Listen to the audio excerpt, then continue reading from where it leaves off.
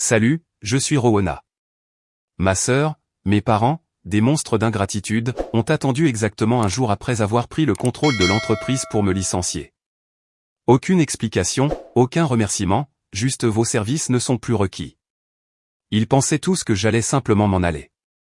Mais il y avait un petit détail qu'ils avaient oublié, une clause enfouie au plus profond des documents dont ils n'auraient jamais pensé que je me souviendrais. Maintenant, ce sont eux qui perdent tout. Et le pire ?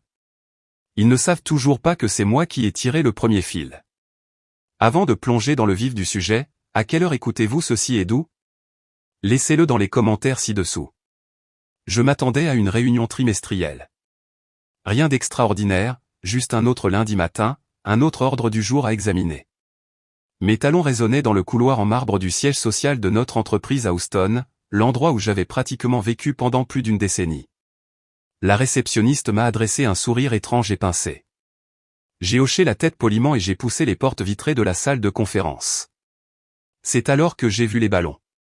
Pas n'importe quel ballon, des ballons or et blancs disposés en une arche éblouissante. Des bouquets de lys étaient posés sur la table, les préférés de ma mère. Une petite table près du mur offrait des cupcakes et du champagne.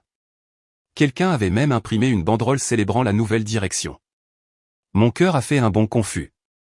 J'ai fait un pas à l'intérieur. Tout le conseil d'administration était déjà assis, mes parents, notre avocat général, le directeur financier, notre directeur marketing. Les visages se sont tournés vers moi. Certains semblaient enthousiastes, quelques-uns ont baissé les yeux. Et puis je l'ai vue, Céline, ma sœur aînée, habillée pour impressionner dans un tailleur couleur crème, les cheveux tirés en arrière comme si elle était sur le point de recevoir un prix. J'ai cligné des yeux, forçant mon visage à afficher une expression polie. Personne n'avait mentionné quoi que ce soit au sujet d'une célébration. Céline, dit rapidement ma mère, heureuse que tu aies pu venir. Heureuse que j'ai pu venir. C'est moi qui avais programmé cette réunion. Puis, papa s'est levé. Aujourd'hui marque un tournant décisif dans l'héritage de notre entreprise familiale. Nous sommes fiers d'annoncer la transition de la direction. Céline prendra la relève en tant que PDG, avec effet immédiat. Applaudissements. La salle s'est remplie d'applaudissements. Je suis resté immobile, figé quelque part entre le choc et la honte. On ne m'avait rien dit. Pas un murmure, pas un mémo. Céline souriait comme si elle se baignait sous les projecteurs. Je n'ai pas applaudi. Je ne pouvais pas. Mes mains sont restées molles le long de mon corps tandis que je la fixais du regard, cherchant, espérant une trace d'explication. Mais elle s'est tournée vers le conseil d'administration, passant déjà à autre chose. Je crois qu'il est temps de rationaliser la direction et de positionner l'entreprise pour l'avenir, dit-elle doucement, la voix pleine d'un charme calculé. Et dans cet esprit. Je n'ai même pas entendu clairement la phrase suivante. La directrice des ressources humaines, Mélissa, s'est dirigée vers moi, un papier à la main. Mon nom dessus. Licenciement. J'ai eu le souffle coupé. Mes yeux se sont tournés vers nos parents. Ils regardaient partout sauf moi. Céline s'est approchée et a murmuré, « Ce n'est pas personnel, Célina. Tu as fait ton temps. » Pas personnel ? J'avais signé les papiers de constitution de société avec papa la semaine de mes 25 ans. C'est moi qui avais annulé mon mariage pour sortir l'entreprise d'une crise de trésorerie. J'avais manqué des anniversaires, des fêtes, même les funérailles de grand-mère parce qu'il y avait toujours un feu à éteindre. Et maintenant, on me disait que j'avais fait mon temps. J'ai serré le dossier que Mélissa m'a tendu, sachant déjà ce qu'il contenait, la lettre de licenciement habituelle, froide, stérile, définitive. J'ai forcé mes jambes à bouger, quittant la salle avant que les applaudissements ne reprennent. Le couloir semblait plus long que dans mon souvenir, mes talons soudainement trop bruyants. J'ai rattrapé Céline juste avant les ascenseurs. Tu ne pouvais même pas me le dire en privé, ai-je demandé, la voix basse. Elle ne s'est même pas retournée. Ce sont les affaires, Célina. Tu as toujours pris les choses trop personnellement. Mon badge n'a pas fonctionné lorsque j'ai essayé d'accéder à mon bureau. Une assistante junior que j'avais encadrée est passée devant moi, tenant la boîte avec mon nom écrit dessus. Mes stylos, ma photo encadrée de maman et moi lors du premier gala de l'entreprise, même la tasse sur laquelle on pouvait lire Boss Lady in Training, tout était emballé comme s'il savait depuis longtemps ce qui allait se passer aujourd'hui.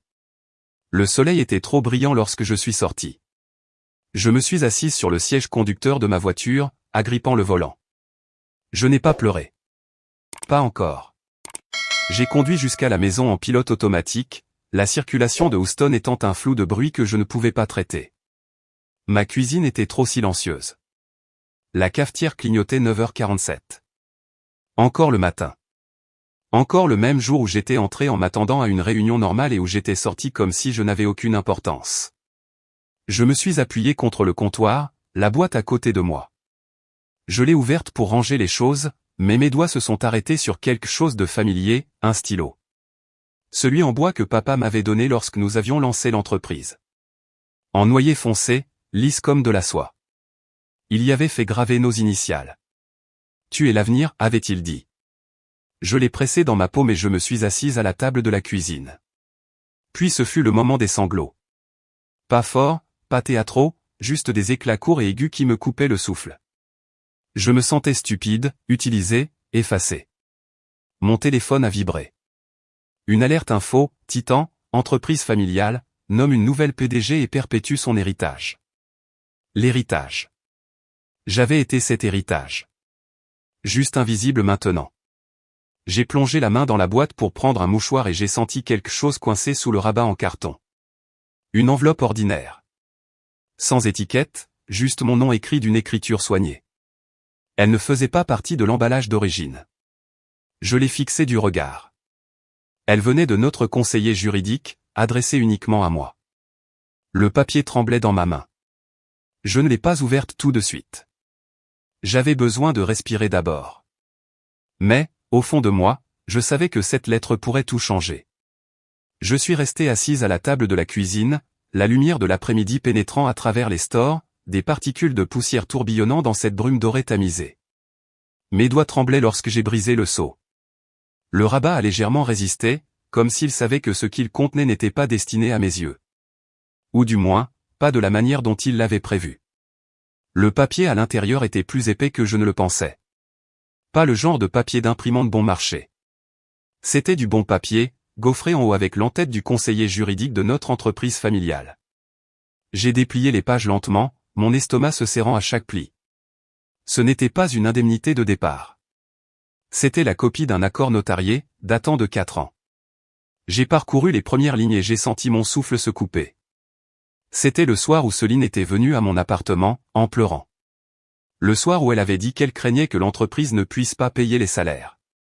Que si nous ne trouvions pas 250 000 $ avant la fin de la semaine, nous manquerions à un contrat avec un fournisseur et perdrions notre plus gros client. J'avais à peine pu dormir cette semaine-là. J'avais conduit 3 heures jusqu'à Austin au milieu de la nuit parce qu'un avocat en qui elle avait confiance était basé là-bas. Je me souvenais d'être assise dans son bureau avec un gobelet de café de station-service à la main, les cheveux encore humides d'une douche précipitée, alors que je signais la procuration temporaire et transférais les fonds. Elle avait juré, Céline, je n'oublierai jamais ça. Je le pense vraiment. Apparemment, elle avait oublié. Le document entre mes mains était clair. J'avais transféré les fonds personnellement, et en retour, on m'avait accordé une participation avec droit de vote non diluable de 10%, active à moins que je ne soumette une démission signée. Une démission que je n'avais jamais donnée. Donc, non, il ne pouvait pas simplement me jeter dehors comme une assistante qui avait égaré quelques dossiers. Il savait. Il devait savoir. La seule raison pour laquelle il pensait pouvoir s'en tirer était s'il supposait que j'avais oublié. Que j'avais perdu les papiers. Que j'étais toujours la même fille qui faisait passer la loyauté familiale avant l'avantage juridique. Il comptait sur mon silence. J'ai pressé mon pouce le long du sceau en relief. L'encre n'avait pas pâli. La signature, celle de ma sœur, était toujours enroulée en bas à côté de la mienne. Tout en moi s'est immobilisé. Ils ne m'avaient pas seulement poussé dehors. Ils avaient essayé de m'effacer. Après tout. Mon esprit s'est emballé. Je suis sorti au garage, la porte grinçant lorsque je l'ai ouverte, laissant entrer la chaleur épaisse de la fin d'après-midi. La poussière flottait dans l'air, s'accrochant aux boîtes empilées le long du mur du fond. J'ai fouillé dedans, de vieux dossiers, des clés USB, quelques dossiers étiquetés impôts d'il y a des années. J'ai trouvé celui que j'espérais ne pas avoir perdu lors de mon dernier déménagement. À l'intérieur, des courriels imprimés et agrafés, classés par mois. Il y avait quelques reçus de virements bancaires montrant le transfert exact et une clé USB collée à l'intérieur d'un dossier. Je l'ai branché sur mon ordinateur portable, juste là, sur l'établi. Là, c'était un mémo vocal. Celui de Céline. Enregistré 4 jours après le prêt. Je ne sais pas comment te remercier. Si jamais j'oublie ça, je ne mérite pas d'être responsable de quoi que ce soit, et encore moins de cette famille. Je l'ai écouté 2 fois. La deuxième fois, je n'ai pas pleuré. Je n'ai pas bronché. J'ai juste laissé la résolution s'installer. Ce n'était pas seulement une trahison. C'était une réécriture complète de l'histoire. Et j'avais été trop confiante pour le voir venir. De retour à l'intérieur, j'ai rassemblé mon ordinateur portable, la lettre et quelques documents clés. Je les ai soigneusement rangés dans mon fourre-tout en cuir, l'un des rares cadeaux que papa m'avait offert et qui ne provenait pas de la penderie de ma mère. Je ne voulais plus être à la maison. J'avais besoin d'un endroit pour réfléchir. J'ai conduit sur la route et je me suis arrêté à un café tranquille niché entre une librairie et un bureau d'assurance. Le genre d'endroit où personne ne pose vraiment de questions si vous restez trop longtemps. J'ai commandé un thé glacé nature, j'ai trouvé une table près de la fenêtre et j'ai ouvert mon ordinateur portable. Pendant l'heure suivante, j'ai passé au peigne fin tous les courriels que j'avais archivés. J'ai extrait les rapports de paie que j'avais signés, les plans marketing avec mes commentaires et les analyses financières que j'avais personnellement assemblées pendant le ralentissement de 2020. J'ai sauvegardé des captures d'écran, étiqueté des dossiers, mis tout en signet. Plus je travaillais, moins je me sentais comme quelqu'un qui pense ses blessures et plus comme quelqu'un qui se prépare à la bataille. Il pensait que je partirais tranquillement. Il m'avait sous-estimé. Lorsque ma boîte de réception a sonné, j'ai fait une pause. Un nouveau courriel. Objet, je ne suis pas d'accord avec ce qu'ils t'ont fait. Nous devons parler. C'était de Ravière, le comptable de l'entreprise. Il était là depuis des années, discret, loyal, mais observateur. J'ai cliqué sur le message, le cœur battant. Le café s'est vidé lentement, ne laissant que le ronronnement discret de la machine à expresso et une douce playlist de jazz résonnant au-dessus de ma tête. J'ai fermé mon ordinateur portable, je l'ai glissé dans mon sac et je suis sorti dans le crépuscule de Houston. Un frisson s'était installé dans l'air, le printemps tardif faisant semblant d'être l'hiver pour une dernière nuit. L'adresse qu'il m'a donnée n'était pas loin. J'ai parcouru les quelques pâtés de maisons à pied, passant devant des devantures fermées et des rangées de voitures sur lesquelles la rosée commençait à se déposer sur les pare-brises. Son immeuble d'habitation était vieux, mais propre, niché entre un studio de yoga et un pressing qui n'avait pas mis à jour sa signalétique depuis les années 90. Il a répondu après 2 coups. Clark avait toujours l'air un peu fatigué, même au bureau. Mais ce soir, il avait l'air d'un homme qui n'avait pas dormi depuis des semaines. « Je suis content que vous soyez venu, dit-il en s'écartant. Je l'ai suivi dans un salon au mobilier dépareillé et à la pile de courriers non ouverts empilés près de la porte. Il m'a fait signe de m'asseoir, puis s'est attardé près d'une petite table où son ordinateur portable et une pile de clés USB attendaient, comme des preuves dans une salle d'audience. Ils m'ont dit de tout supprimer, commença-t-il, la voix basse. Les procès-verbaux des réunions du conseil d'administration, vos registres d'actionnaires, les registres de vote. Je devais faire comme si vous n'aviez jamais eu d'importance. Mon estomac s'est retourné. Je suis restée silencieuse, laissant le poids de ses paroles s'installer. Il a ouvert son ordinateur portable et a cliqué sur un dossier intitulé « Non oublié ». Ils ont dit que si je me taisais, j'aurais une augmentation. Ils ont supposé que je jouerais le jeu parce que je suis invisible aussi. Juste le comptable. Il a appuyé sur lecture sur le premier fichier. La voix de ma sœur, claire et froide, a rempli la pièce.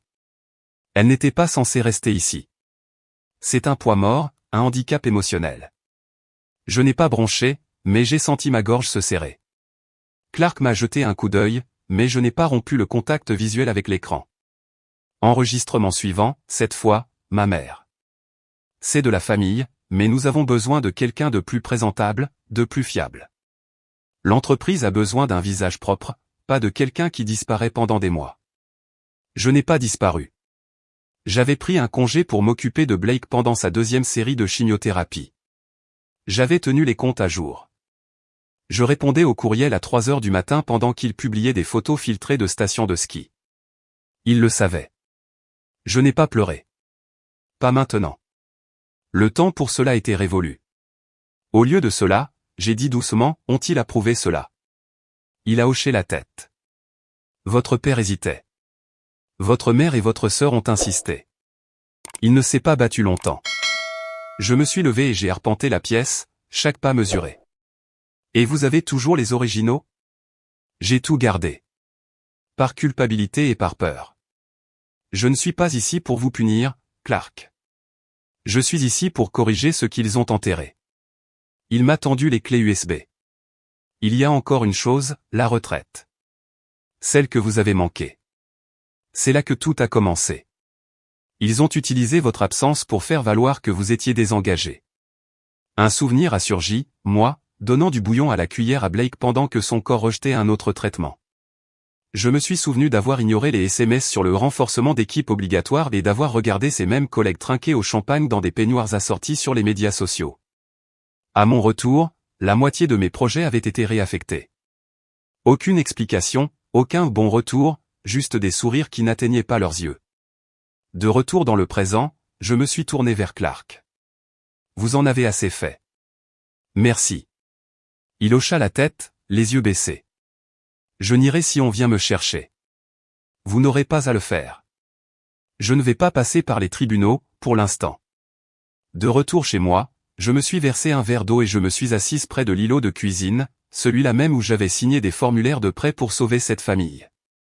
J'ai sorti mon ancien disque dur crypté, j'ai copié les fichiers et j'ai étiqueté le dossier Phoenix. J'ai ouvert mon compte LinkedIn. Il était inactif depuis des années, un autre sacrifice que j'avais fait pour paraître loyal.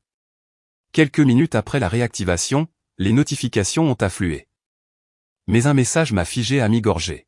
« Salut l'étrangère », disait-il. « Tu as encore cette étincelle ? J'ai peut-être une proposition. » Le message est resté ouvert sur mon écran, et pendant quelques secondes, je l'ai juste regardé fixement. Lial Parkson. Je n'avais pas entendu son nom depuis des années. Pas depuis qu'il avait quitté notre entreprise avec rien de plus qu'un signe de tête et un sourire serré. Il avait été mon mentor autrefois, peut-être le seul à m'avoir vraiment vu pour plus que la fille cadette d'une entreprise familiale. Le courriel disait, j'ai toujours su qui était le véritable architecte de ces contrats. Construisons quelque chose qui t'appartient cette fois. Ton nom sur la porte, un siège à part entière à la table. Viens discuter.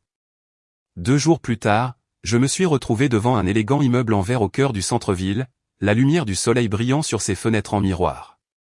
Le hall sentait le cèdre et l'expresso fraîchement moulu. Rien à voir avec la moquette et l'ego rassis du bureau de ma famille. J'ai jeté un coup d'œil à mon reflet en franchissant les portes automatiques. Je n'avais plus l'air brisé. J'avais l'air de quelqu'un qui s'était souvenu de sa propre valeur. Lial m'a accueilli dans l'espace de travail à air ouverte avec une étreinte qui s'est attardée une seconde de plus que nécessaire. La voilà, dit-il en souriant. Le fantôme qu'ils ont essayé d'enterrer. Il m'a présenté à quelques membres de son équipe de direction, des gens qui m'ont regardé dans les yeux, qui m'ont serré la main comme si j'avais de l'importance. Il m'a conduite à une salle de conférence vitrée et a glissé un dossier sur la table. Voie d'accès au partenariat, a-t-il dit simplement. Pas de coulisses, pas de coups dans le dos. Mais je sais que vous avez des affaires en suspens. Nous pouvons attendre. Pas éternellement, mais pour l'instant. Je n'ai pas touché au dossier. Pas encore. Ce soir-là, de retour dans mon appartement, j'ai rouvert les fichiers du comptable. L'un d'eux a attiré mon attention, intitulé conditions-subvention-pont-signé.pdf. Je me souvenais vaguement de l'accord. Il s'agissait d'une injection de fonds accélérée réalisée sous pression. J'en avais entendu parler à la fin, trop tard pour intervenir. Le fichier s'est chargé lentement. Mon estomac s'est noué lorsque j'ai fait défiler la page et que je l'ai vu, ma signature au bas du document. Seulement, je n'avais jamais signé cette page.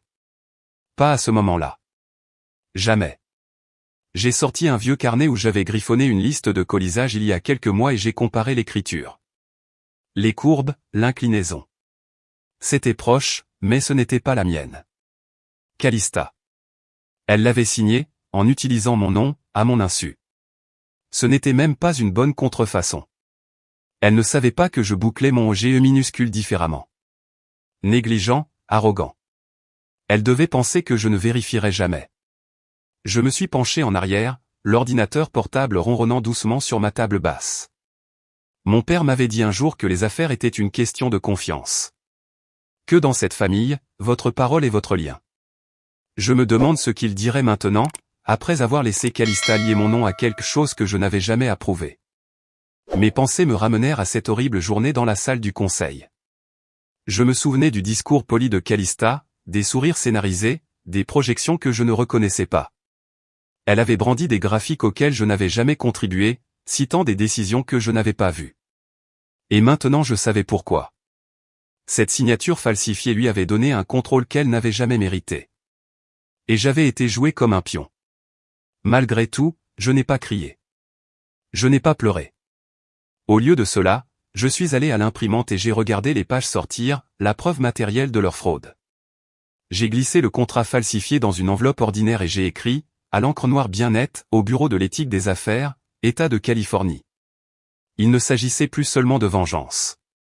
Il s'agissait de mettre le feu aux mensonges qu'ils avaient construits et de se tenir dans la fumée, la tête haute. J'ai scellé l'enveloppe et je suis resté immobile dans mon salon pendant un moment, laissant le silence m'envelopper comme une armure. Puis j'ai murmuré, ils veulent quelqu'un de plus présentable ? Voyons à quoi ils ressemblent devant les investisseurs. Je suis retourné à mon ordinateur portable, j'ai ouvert LinkedIn et j'ai cliqué sur réactiver. L'écran s'est rafraîchi.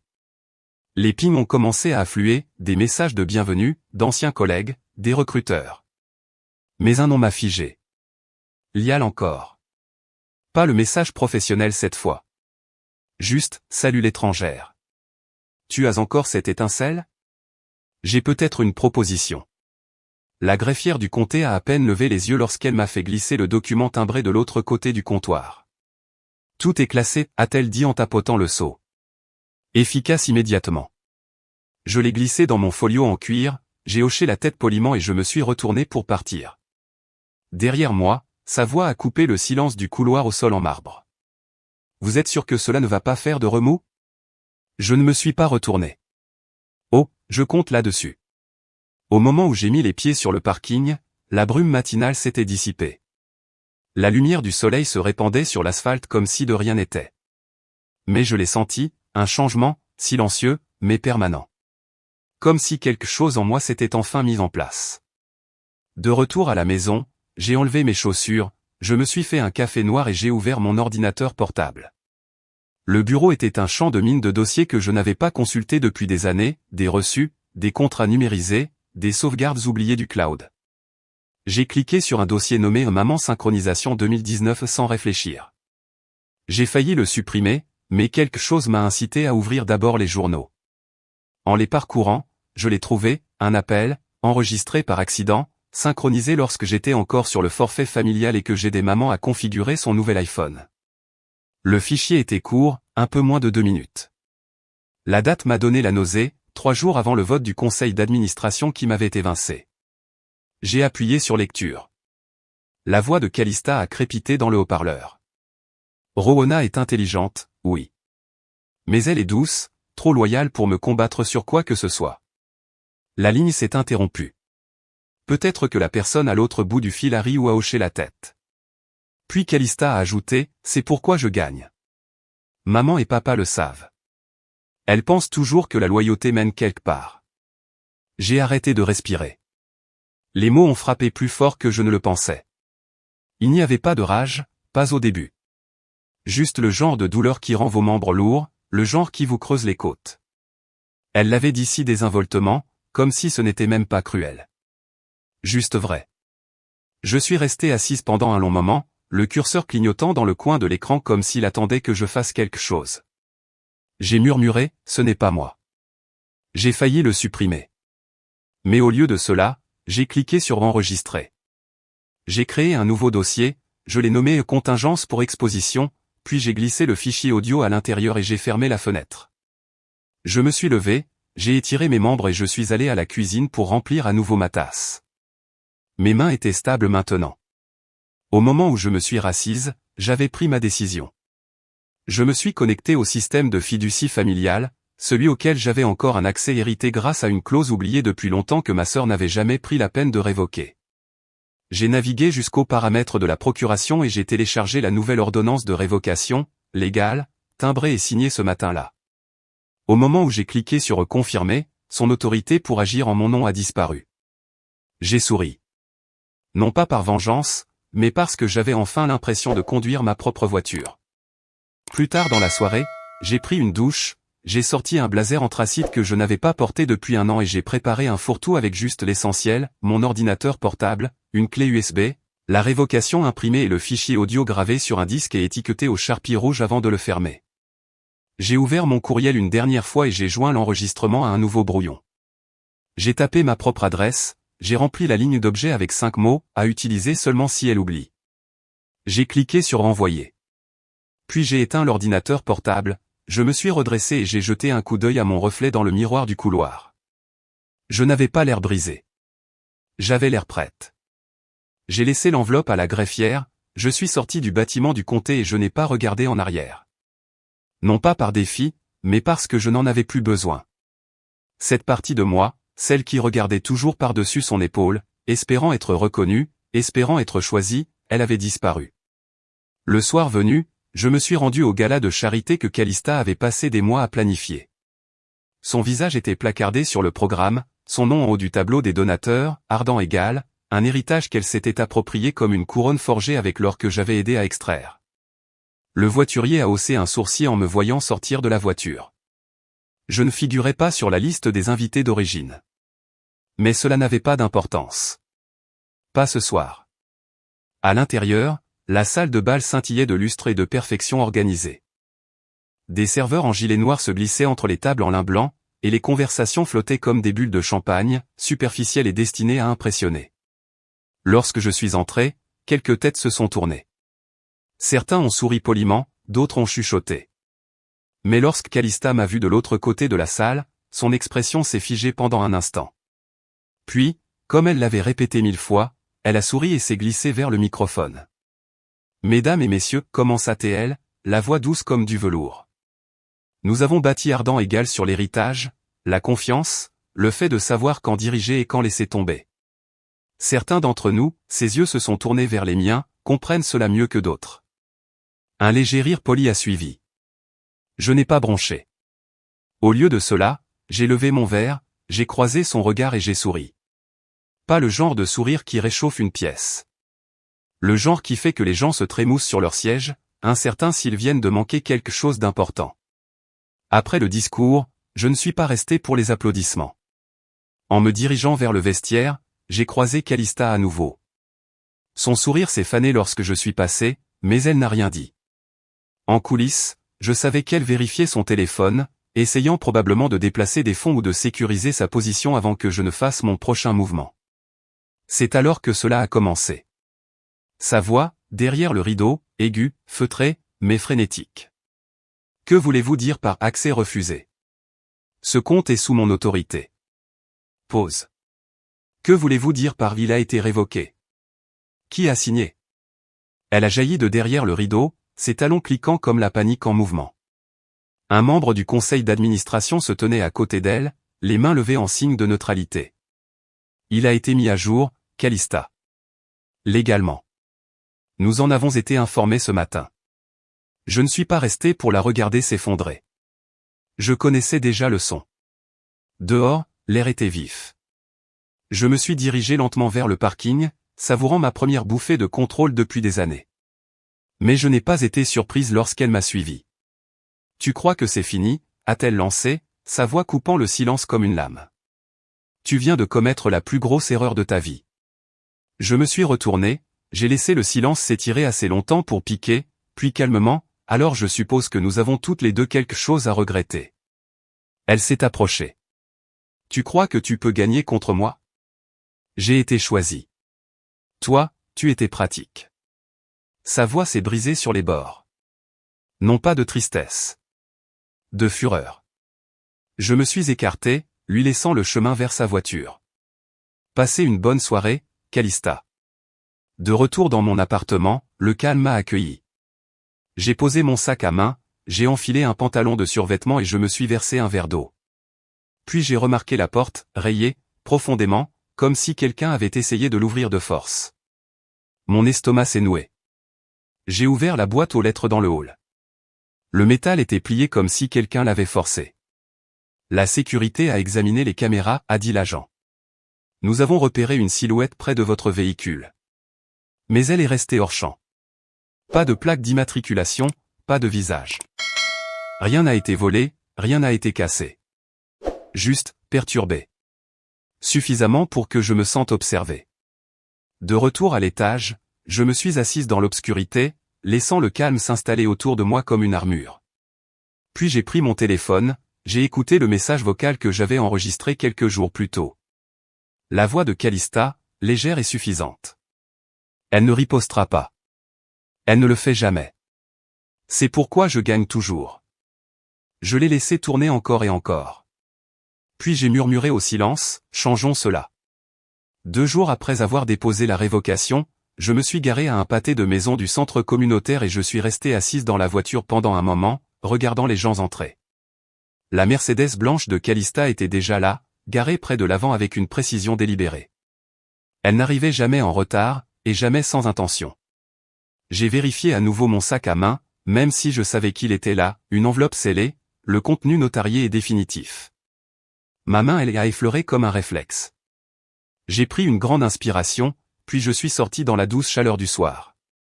À l'intérieur, la réunion de l'association des propriétaires était déjà commencée. J'ai entendu sa voix avant de la voir, claire, polie, résonnant dans le hall ouvert. Elle était au milieu de sa présentation, faisant un geste vers une projection d'un projet de développement proposé. Et en tant que fiduciaire par intérim, dit-elle avec ce sourire caractéristique, j'ai simplifié le processus d'autorisation pour la phase 1. L'efficacité est primordiale. La phase 1 devait débuter sur un terrain encore lié à la fiducie familiale. Ma pari était comprise. Je ne me suis pas précipité.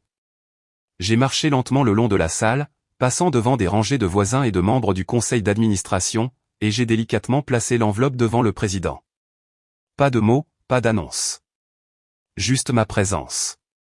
Les gens se sont retournés. Elle aussi. Pendant un battement de cœur, elle s'est figée. Puis elle a souri, plus fermement. Tiens, regardez qui a finalement décidé de se montrer. Je n'ai rien dit. Je me suis simplement assise au dernier rang, calme, maîtrisé. Le président a semblé confus au début. Il a baissé les yeux, a ouvert l'enveloppe et a déplié les papiers. Son front s'est froncé, puis il a fait signe à un autre membre à côté de lui. Des murmures ont commencé. J'ai attendu. Quelques instants plus tard, il s'est éclairci la gorge. Avant de passer au point 4, nous devons faire une pause pour un examen juridique de cet avis de révocation. Il affecte la légitimité des récentes déclarations de contrôle des actifs. Les lèvres de Calista ont tremblé. Oh, allez, dit-elle, trop vite. Ce sont des effets de manche de dernière minute. Rien de tout cela n'est officiel. Le président n'a pas bougé. C'est notarié et horodaté. Nous allons reporter les votes jusqu'à ce que le conseiller juridique se prononce. Pour la première fois depuis longtemps, je l'ai vu cligner des yeux en silence. Ses yeux ont parcouru la salle comme si elle cherchait un soutien qui n'est jamais arrivé. Après la réunion, je ne me suis pas attardé. Je suis sorti avant que les murmures ne commencent, avant que quiconque ne pose de questions. Mais en passant par l'entrée, j'ai saisi le plus faible murmure derrière moi. Quelqu'un a dit, je pensais qu'elle était partie pour de bon. J'ai continué à marcher. Ce soir-là, j'ai rencontré Trina dans un petit café près du bayou, un café qu'elle a toujours aimé pour sa terrasse ouverte et sa musique live. Elle avait déjà pris une table au fond, sirotant un café et parcourant sa tablette. Tu as été subtil aujourd'hui, dit-elle en m'asseyant. Mais chirurgical. J'ai souri faiblement. Chirurgical est la seule méthode qui laisse une cicatrice. Elle a tapoté sa tablette. L'histoire est là, Rowena. Les transferts douteux, l'éviction silencieuse, les signatures falsifiées. Tu as suffisamment d'éléments pour que les gens remettent en question tout ce qu'ils pensent savoir sur ta sœur. Je n'ai pas encore décidé si je veux que cela soit public, ai-je dit prudemment. Trina m'a regardé pendant un long moment. Tu m'as aidé une fois quand personne d'autre ne le voulait. Je ne serai pas dans ce travail sans toi. Donc je n'insisterai pas. Mais je serai prête quand tu le seras. J'ai jeté un coup d'œil vers la rue. Les gens aiment les histoires de phénix, n'est-ce pas? Ils aiment davantage le feu. Je ne me suis engagé à rien. Mais je ne l'ai pas arrêté non plus. Sur le chemin du retour, une chanson est passée à la radio, Landslide de Fleetwood Mac. Maman avait l'habitude de la jouer en boucle en nettoyant la cuisine le dimanche. Je pouvais presque sentir le parfum de cire au citron et entendre le cliquetis du lave-vaisselle. Sa voix résonnait dans ma tête, laisse-la briller, Rowe. C'est son tour. J'ai parlé dans le silence de l'habitacle de ma voiture. Ce n'était jamais un tour, maman. C'était une sentence. Je me suis garé dans mon allée au moment où la dernière note s'estompait. À l'intérieur, j'ai laissé tomber mon sac à main sur le banc du hall et j'ai pris un moment pour me tenir immobile. Pas de bruit, pas de précipitation, juste ma respiration. Puis je me suis dirigé vers le tiroir au bout du couloir, celui que je n'avais pas touché depuis avant la restructuration. Je l'ai ouvert lentement et j'ai sorti le vieux registre, enveloppé dans un tissu floral délavé. Calista a toujours juré qu'il avait été perdu dans une inondation lors du déménagement de l'entrepôt. Je ne l'ai jamais corrigé. Mon pouce a effleuré le bord de la reliure. Il était plus lourd que dans mon souvenir. Pas seulement à cause de l'encre ou du papier. Il avait du poids parce que maintenant il avait un contexte. J'ai pris mon téléphone, j'ai regardé le nom de Trina pendant un moment, puis j'ai appuyé sur appeler. Elle a répondu à la deuxième sonnerie. Je suis prête, ai-je dit. Je suis resté debout la nuit précédente, à revoir chaque ligne du registre, chaque reçu, chaque annotation griffonnée de ma propre main. Il ne s'agissait pas seulement d'argent. Il s'agissait de mémoire. La preuve que j'avais été là tout le temps, soutenant les fondations pendant qu'il peignait par-dessus les fissures. À 6h04 du matin, Trina a envoyé un SMS d'un seul mot, en direct. Je suis resté immobile pendant un moment. Je fixais simplement l'écran pendant que l'article commençait à se répandre. Le titre était audacieux, simple et direct, la fondatrice silencieuse, ce qui s'est réellement passé chez Ardan Égal. Elle n'avait pas exagéré. L'article était clair, concis et impossible à ignorer. Il commençait par notre histoire d'origine, 2 sœurs et un rêve. Mais ensuite, il remontait dans le temps, des scans de documents, des graphiques chronologiques, des images côte à côte de mon nom sur les documents de fondation et des photos de Calista acceptant des prix, seule.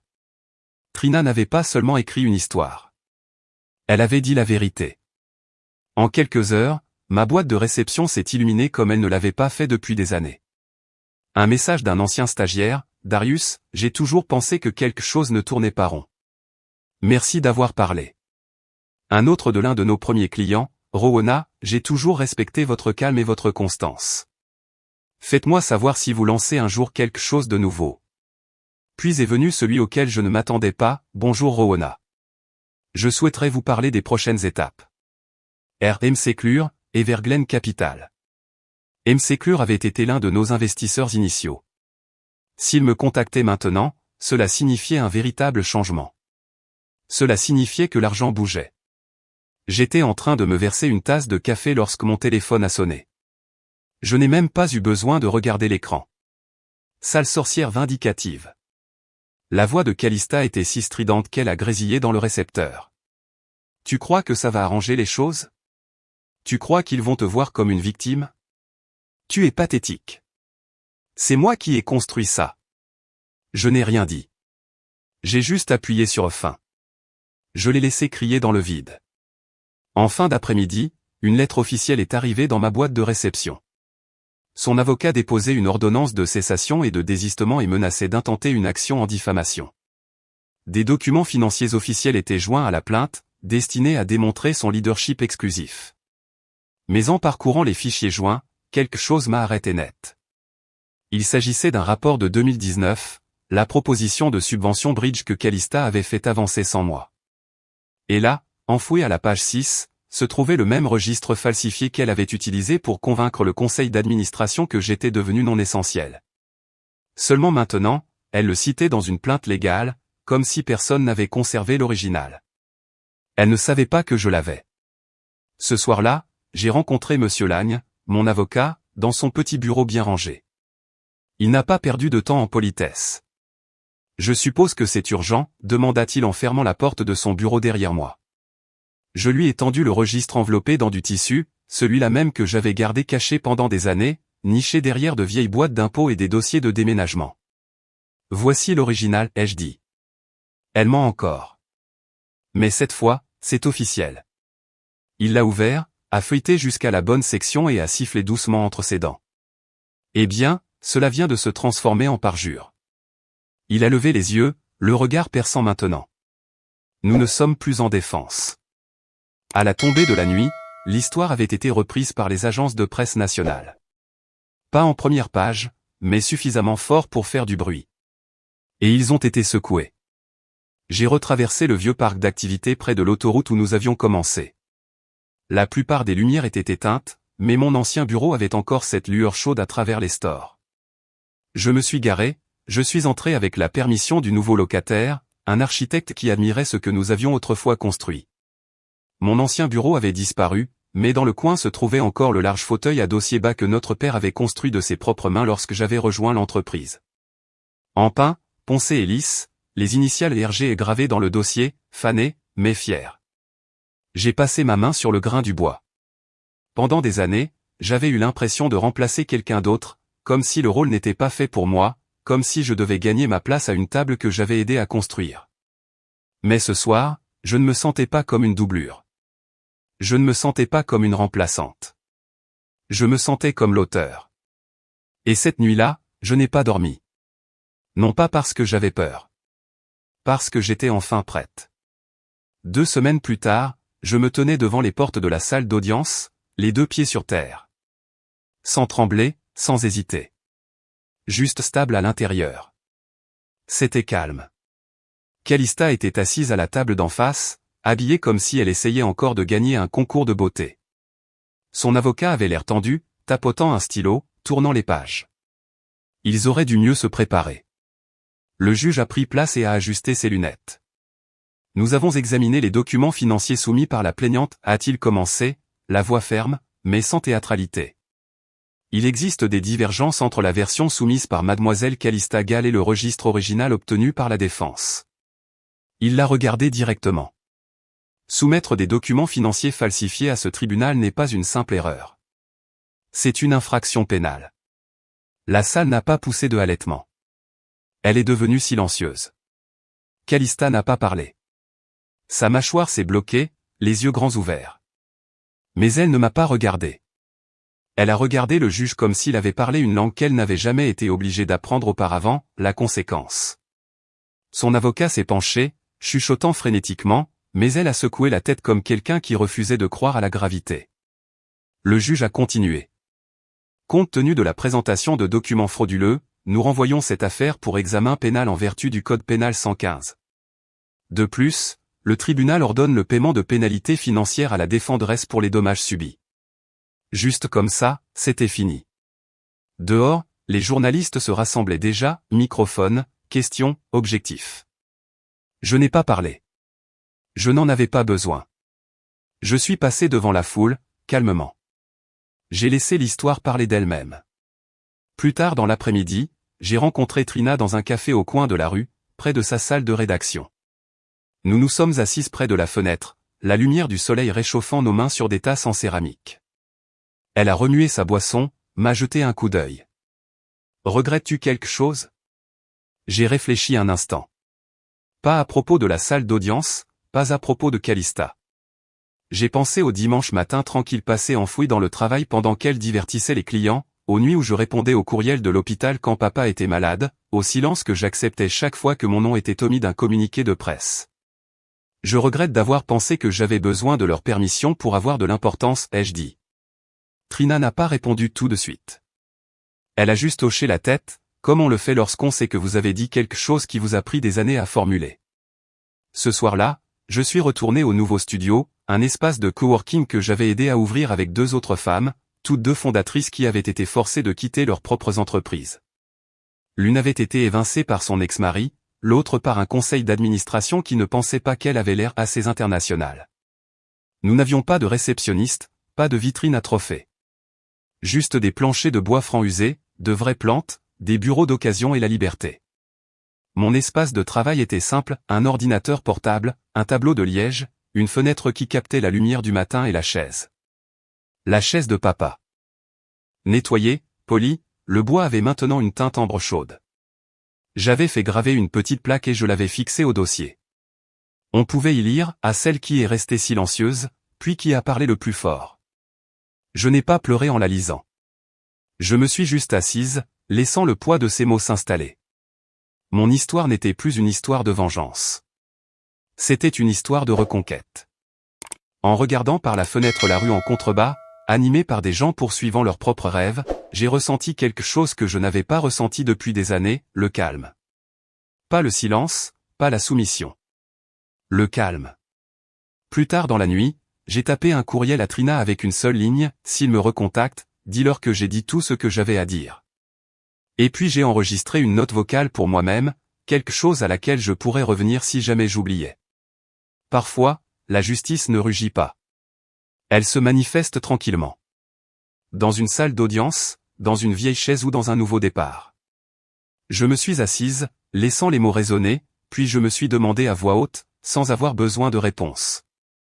Avez-vous déjà eu à abandonner la chose même que vous avez construite, juste pour vous sauver vous-même ?